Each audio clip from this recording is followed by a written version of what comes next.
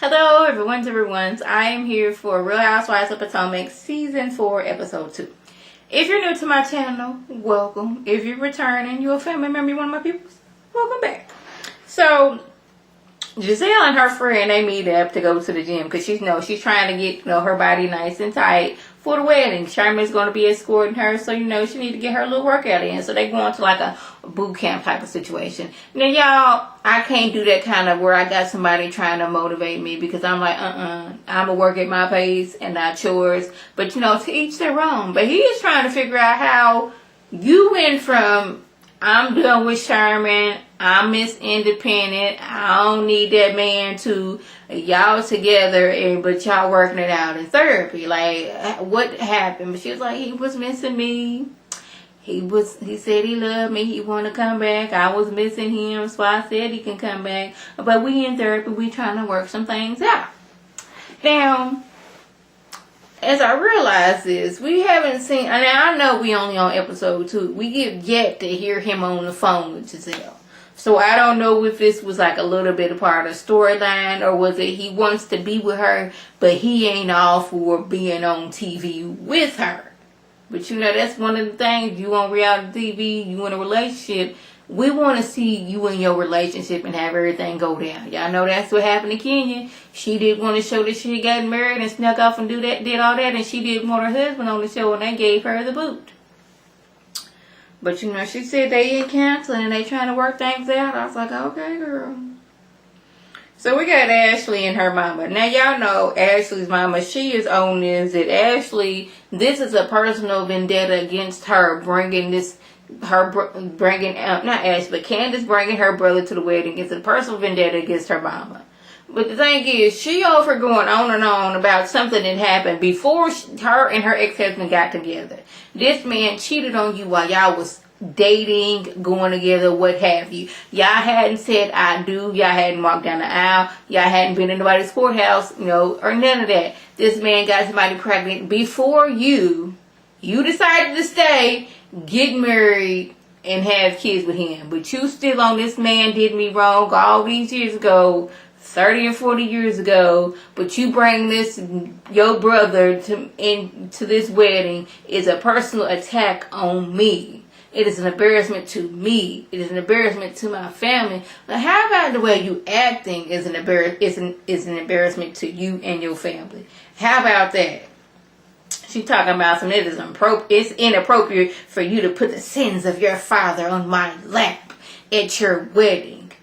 I got over that 28 years ago. And why would you bring those things back up? She's like, would you have rather I had not told you, and then you look over and you see my brother, and you look over and like, who is that? Oh, that's my brother. You would have really cut up several of the fools.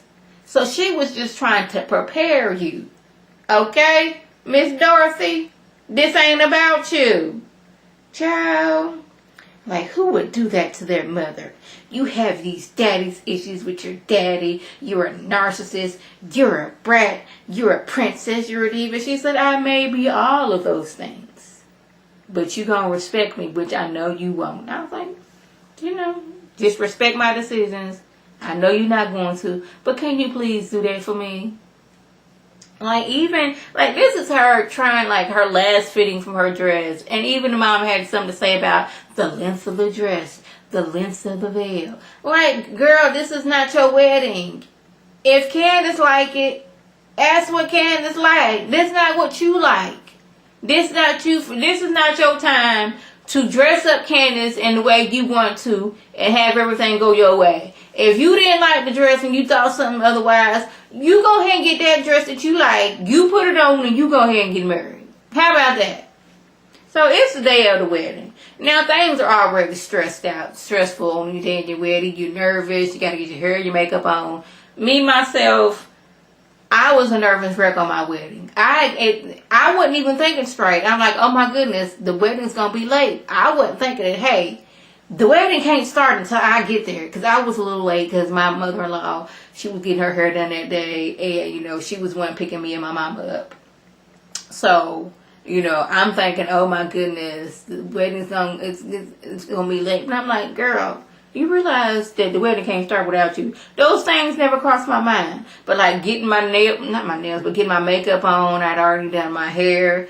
It's stressful. So she, like, the littlest things are starting to annoy and stress her. Like, my hair, this curl over here is not curling the way I want to. Y'all trying to do my makeup and hair at the same time. I just can't have it. People running in and out of here. I just can't do it. Mama, do not let my mama in here because I do not have time for the shadiness that which she's going to bestow on me. So y'all just leave that woman out of here. And I understand why she want to do that. Like, this ain't time. I don't need any of your critical thinking of what I got on or what I'm doing at this moment. So stay on the other side of the room. Like, what kind of, who raised you to talk to me like that? Like, the way you act, and I can see why she didn't want you in there with her at this particular moment. Because you a lot. You not a little, you a lot. So the wedding goes off without a hitch. Juan and Robin, they missed the whole entire ceremony. Giselle, she was a little bit late.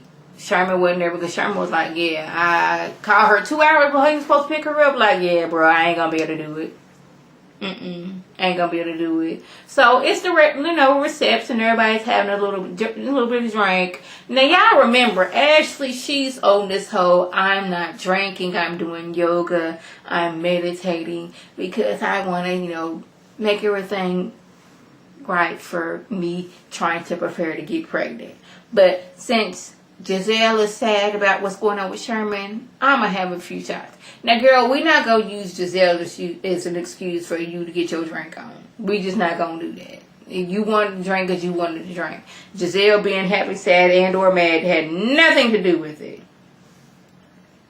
So, Monique, she tries to apologize to Giselle for putting, putting Sherman's business out there on blast. So Giselle's like, you know what? You did my man wrong. Had I done some mess like that to Big Boy over there, it'd been a whole nother story. You'd been ready to jump down my whole entire throat, now wouldn't you? She's trying to apologize, but Giselle, she not really kind of take it because she's a little bit drunk. So Chris comes over like, I'm taking my wife up out of here. You pregnant, you don't need to be going through this. But like, I don't think Giselle was going to jump on her. She's just saying that you was wrong. Like, you tried to hurt me by hurting my dude. Now, if I did this mess like that, we would in boxing rank right about now. So, let's get over to Juan. Now, Juan, just because Robin took you back 11 times does not mean that Giselle needs to take Sherman back. Now, granted, Giselle breaking up with Sherman yet again because he didn't want to take you to the wedding seems like it seems silly to me. But in her feelings is like, you ain't trying to work things out. Coming to the wedding, yeah, you don't really want to be around them people, but we didn't have to be around those people. We could have came to the wedding, we could have sat off to the side. We ain't had to associate ourselves with them people. But you chose not to come at all and give me a text, call me 2 hours beforehand. But yeah, I think it was silly. But just because she ain't trying to take him back and Robert took you back 11 times, don't mean Giselle need to do that to Sherman. Now, y'all, I was watching, and I had my TV on closed caption, and I rewound it. Now, what was Mike over talking about? He wanted to grab Ray's butt, but he didn't. Now, he's talking to Juan, and he's saying how, he trying to patch things up with Ray. And Ray kind of walked by, and I guess, tapped him, whether it was on purpose or accident. But Michael, Ashley's husband, said out his mouth, I wanted to grab his butt, but I didn't. Why are we saying these things? Why are you telling folks that you wanted to grab this man's butt, but you didn't? What's going on? Like, you said that with a mic on and the camera right in front of you. Now, it wasn't like, he was off to himself and mumbled, man, I want to grab his butt.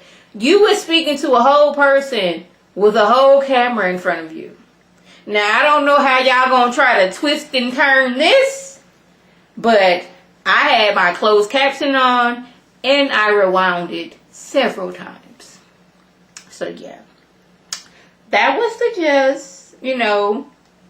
I was proud that, Candace's mama Dorothy think that's her name, Doris. What her mama didn't cut up several foods, but then I had to think. It's sad that I had to be proud that this grown woman didn't cut up several foods at her daughter's wedding. Granted, she was up there, making all these facial, movements because people was talking to, Candace's brother. I think his name is Michael. People were talking to him, but, she didn't go full blown, falling out, mad, or none of that. So, yeah, that was a just. If I left anything out, by all means, leave a comment below. If you're new to my channel, welcome. Feel free to subscribe. It's free all day, every day. Ooh, I was slouching down. It's free all day, every day. It is free $99. If you're returning, you're a family member, one of my peoples, welcome back. Tell your people to tell their people to come over and be one of my peoples. This is Lady C signing off. Have a good one.